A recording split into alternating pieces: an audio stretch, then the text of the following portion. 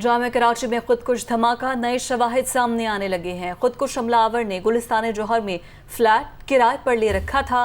कानून नाफिज करने वाले इदारों और CTD ने फ्लैट को सील कर दिया। इतराफ के रिहायशियों से खुदकुश हमलावर खातून से मुतालिक पूछताछ भी की गई है। असलम खान हमारे साथ मौजूद हैं। असलम, बताइएगा क्या पेशरफ्त हुई है? पुलिस की 2 तफ्तीशी टीमें हैं जो इस वाक़े की तहकीकात कर रही हैं। कराची यूनिवर्सिटी में जो खुदकुश हमला हुआ था उस खातून के हवाले से आज वफाकी वज़ीर दाखिला राना सनाउल्लाह और वज़ीर आज़म मुराद अली शाह की ज़ेर सदारत जो अमन अमान का इजलास हुआ था उसमें भी उसके प्रोफाइल के हवाले से ब्रीफिंग दी है।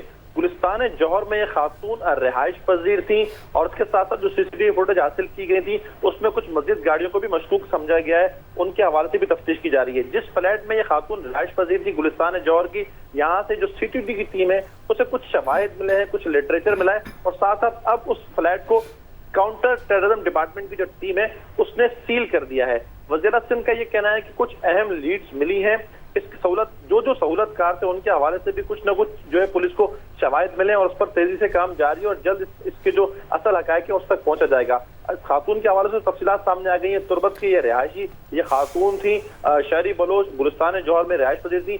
20 मार्च को ये कराची पहुंची थी और CTD इस हवाले से मजीद तफ्तीश कर रही है। जी ठीक है, बहुत शुक्रिया असलम खान आपका।